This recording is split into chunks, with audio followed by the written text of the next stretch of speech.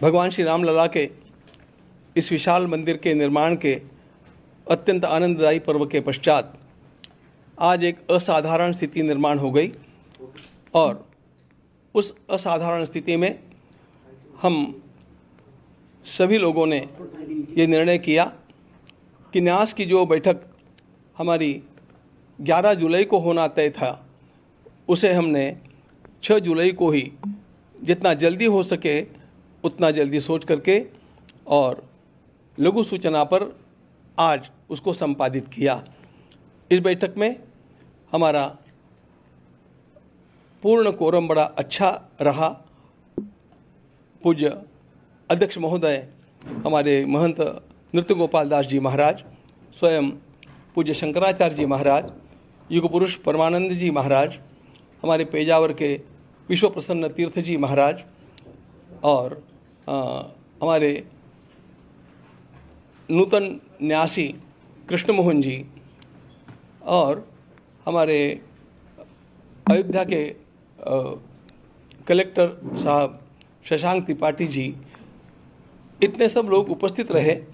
और श्रीमान नहीं, एक नाम और जोड़ना चाहिए मुझे, निर्मोही अखाड़े के पूज्य संत दिनेश जी महाराज, ये भी उपस्थित थे। दिनेश चंद्र जी महाराज, दिनेंद्र जी महाराज, ये सब उपस्थित थे। और इस ट्रस्ट को निर्माण जिन्होंने किया उसका लेखन करने वाले हमारे 99 वर्ष के वृद्ध के पराशरन जी पूरे समय तक ऑनलाइन उपस्थित थे। इसलिए यह अत्यंत महत्वपूर्ण बैठक पूरे कोरम के साथ सबको साथ लेकर के और दीर्घकाल चली और संपन्न हुई। हम सबको सबसे बड़ा दुख ये था कि जिस परिस्थिति का सामना आज पूरे समाज को करना पड़ रहा है वह अत्यंत वेदनादायक है। भगवान श्री राम लला का मंदिर 500 वर्षों के अत्यंत बड़े संघर्ष के पश्चात, अनगिनत बलिदानों के पश्चात बना।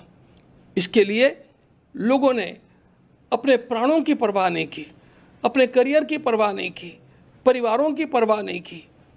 और उस मंदिर के बनने के पश्चात यह जो यहाँ पर चढ़ावा चोरी का कांड हुंडी के दान पात्रों के क्षेत्र में गिनती के समय हुआ है, यह हम सब लोगों के लिए अत्यंत लज्जाजनक स्थिति है। हम सब लोग इससे आहत हैं, हम दुखी हैं। चोरी कितनी छोटी हुई और कितनी बड़ी हुई ये बात हम लोगों के लिए बाद में आती है। पहले इस प्रकार का वातावरण यहाँ पर हुआ, इसी से हम आहत हैं। किंतु जो है वो हम सब लोगों के सामने है और उसका विचार करना हम लोगों का कर्तव्य होता है। इसलिए हम लोग नियत तिथि के भी कुछ दिन पहले आज बैठ करके गहन चिंतन में डूब गए, दुख में डूब गए। और इस स्थिति में हम लोगों की एक अनिवार्यता थी कि कुछ वातावरण जो निर्माण हुआ है उस वातावरण के चलते हम लोगों को हमारे महामंत्री महोदय ने और हमारे एक न्यासी महामंत्री श्रीमान चंपत राय जी और न्यासी अनिल जी मिश्रा, इन दोनों ने त्यागपत्र प्रदान किया है। और जी, और यह महामंत्री के नाते काम करने वाले हमारे चंपत राय जी को बड़ी वेदना हुई और उनको लगा कि जब तक सारा न्याय ठीक से हो नहीं जाता, अपराधी पकड़े नहीं जाते और उनको उचित दंड नहीं मिलता, तब तक हम लोगों को वहाँ पर बने रहना ठीक नहीं लगता है। ये सोच करके उन्होंने स्वयं ये त्यागपत्र दिया। जिसको मान्य करना न मान्य करना ये हमारे हाथ की बात नहीं थी। के पराशरन जी ने एक बड़ा सुंदर मुद्दा सामने लाया कि संविधान के अनुसार, इस न्यास के बने हुए कॉन्स्टिट्यूशन संविधान के अनुसार त्यागपत्र देते ही वह स्वीकृत माना जाता है और इसलिए हम लोगों के पास अन्य कोई चारा ही नहीं था। उन्होंने स्वयं इस बात को हमें मूल क्लॉजेस को पढ़ करके दिखा करके समझाया कि you have got no choice.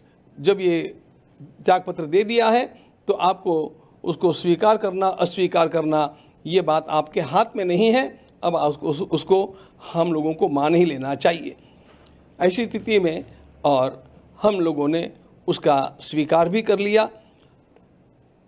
उस समय हमने चंपता जी के द्वारा की गई सेवा का अभिनंदन भी किया।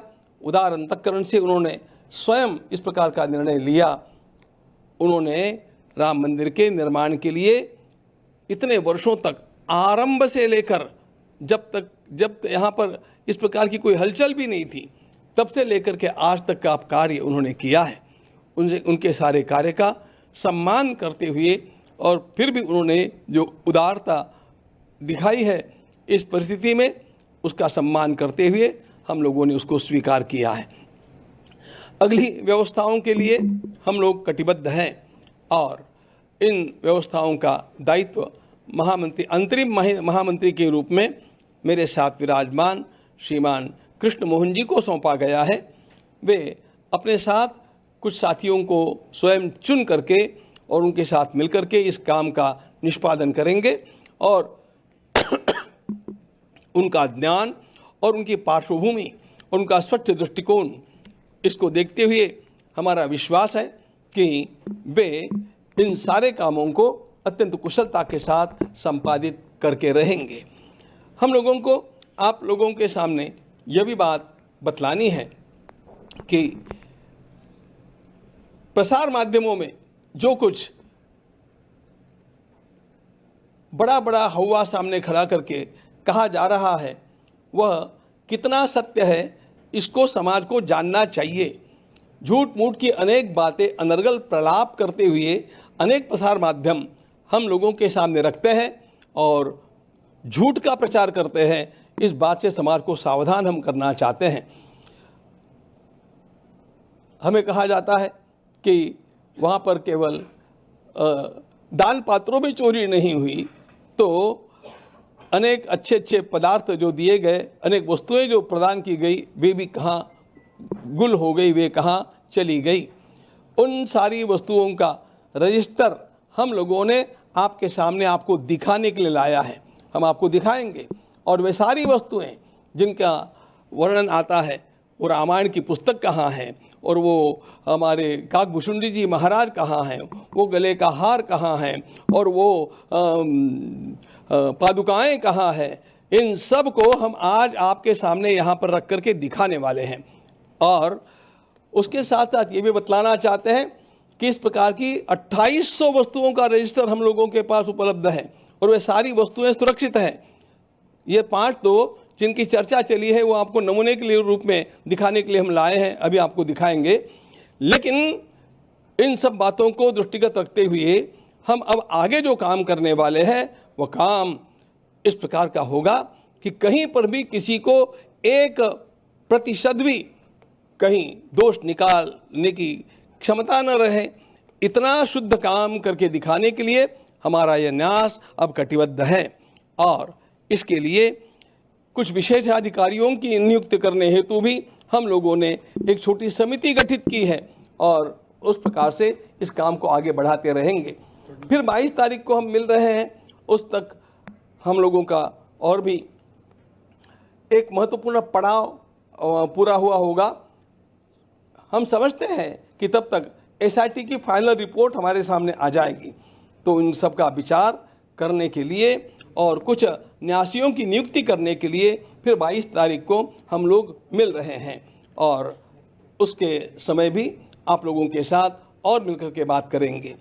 एक बात हम निश्चित रूप से बतलाना चाहते हैं कि चोरी तो चोरी है और उसमें उसकी जो तलाश करनी है वह एसआईटी कर रही है, शासन का वह काम है। हम लोगों का भी आग्रह है कि इस प्रकार के जो अपराधी है उनको पकड़ा जाए और भी कोई छिपे अपराधी होंगे उनको खोजा जाए और उनको अपराध का दंड जैसा मिलना चाहिए वैसा मिलना ही चाहिए, इसके हम आग्रही हैं।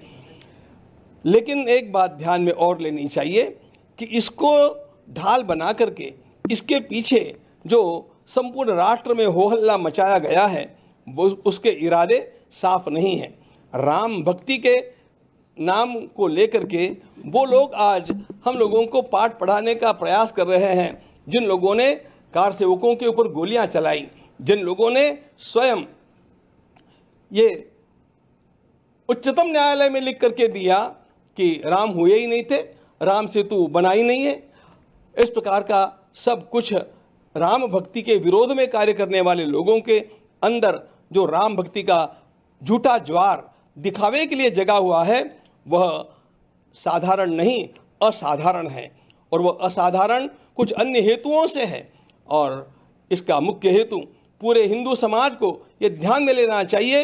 इसका मुख्य हेतु हम लोगों को बांटना है, राम भक्ति को दरार निर्माण करना है। और हम लोग ऐसा पुनः संकल्प करते हैं कि इस राम भक्ति को हम बरकरार रखेंगे, इस राम भक्ति को दृढ़ करेंगे और किसी भी प्रकार की फूट हमारे समाज में निर्माण नहीं होने देंगे। ध्यान रखना मित्रों, मैं सभी राम भक्तों को, कृष्ण भक्तों को, सनातनियों को, हिंदू आस्थाओं को आह्वान करता हूं कि किसी भी प्रकार के इस प्रकार के प्रलाप का विश्वास मत कीजिए। आपको यदि कुछ आपका खोया हुआ लगता है तो आप सीधे ट्रस्ट के कार्यालय में आइए, समय लीजिए, उस वस्तु को देखिए और फिर आप स्वयं इसका निर्णय कर पाएंगे कि कितना झूठ प्रपंच खड़ा किया जा रहा है। ये खड़ा किया जाने वाला प्रपंच केवल हमारी संस्था को बदनाम करने के लिए, राम भक्तों को लांछित करने के लिए और हिंदू समाज में फूट निर्माण करने के लिए है। हम इस प्रकार वह नहीं होने देंगे। इनके इरादे भारत माता के लिए घातक हैं। हम लोग राम राज्य ला करके रहेंगे और उसके लिए अपने को पुनः कटिबद्ध करेंगे, उत्साही नहीं बनेंगे। आप सभी का आह्वान है कि आप सब लोग इस कार्य में धैर्य रखें, धीरज रखना चाहिए। न्याय होगा, अपराधियों को दंड मिलेगा, हमें न्यायालय का विश्वास है और हम अपनी राम भक्ति की धारा को अखंड बहाते रहेंगे और राम भक्ति का ज्वार ऐसा ही उठाते रहेंगे जिससे राम राज्य आएगा। तब तक हम थमने वाले नहीं हैं। आप सभी को, राम भक्तों को मेरा प्रणाम, अभिवादन और आवाहन कि अफवाहों का विश्वास न करें, सत्य की जांच होने तक स्वस्थ रहे, समाज में शांतता का वातावरण रखें। आपको कहीं पर भी कोई भी आशंका है तो सीधे कार्यालय में आकर के उसकी पूछताछ करें, हम आपको उत्तर देंगे। वहाँ पर आपको यदि कोई वस्तु आप अधिकृत व्यक्ति है उसको जानने के लिए तो उस वस्तु को दिखाएंगे और ऐसी 28 वस्तुओं का रजिस्टर हम लोगों के पास है। आप विश्वास, धैर्य रखें, शांति बनाए रखें और अपनी आस्था को अडिग बनाए रखें। भारत माता की जय। जय जय श्री राम।